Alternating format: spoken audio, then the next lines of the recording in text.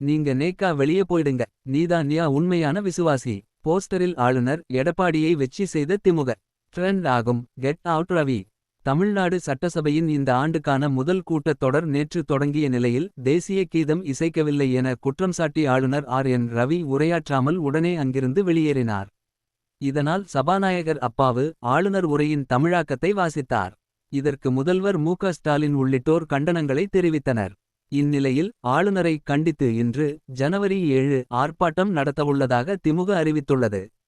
தமிழ்நாட்டையும் தமிழ்த்தாய் வாழ்த்தையும் தொடர்ந்து அவமானப்படுத்தும் ஆளுநரை கண்டித்தும் ஒன்றிய அரசின் மீதுள்ள தமிழக மக்களின் கோபத்தை திசைமாற்றவும் வித்தைகளைச் செய்யும் அதிமுக பாஜக கள்ளக் கூட்டணியை கண்டித்தும் இன்று காலை 10 மணியளவில் மாவட்ட தலைநகரங்களில் கண்டன ஆர்ப்பாட்டம் நடைபெறும் என அறிவிக்கப்பட்டுள்ளது. இந்நிலையில் சென்னையில் கெட் அவுட் ரவி என்ற ஹேஷ்டேக்குடன் போஸ்டர்கள் ஒட்டப்பட்டுள்ளன. அதில் தமிழ்நாட்டில் அத்துமீறும் ஆளுநர் அவரை காப்பாற்றும் அதிமுக பாஜக கள்ளக்கூட்டணி என்ற வாசகம் இடம்பெற்றுள்ளது. அதேபோல் சார் நான் கோஷம் போடுற மாதிரி போடுறேன்.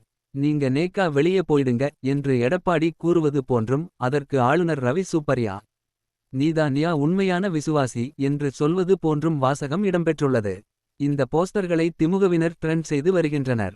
இந்த நிலையில் முதலமைச்சர் மு.க.ஸ்டாலின் கூறியிருப்பதாவது கடந்த ஆண்டுகளில் இருந்ததை வெட்டியும் இல்லாததை ஒட்டியும் வாசித்த ஆளுநர் இம்முறை வாசிக்காமலேயே போயிருப்பது சிறுபிள்ளைத்தனமானது.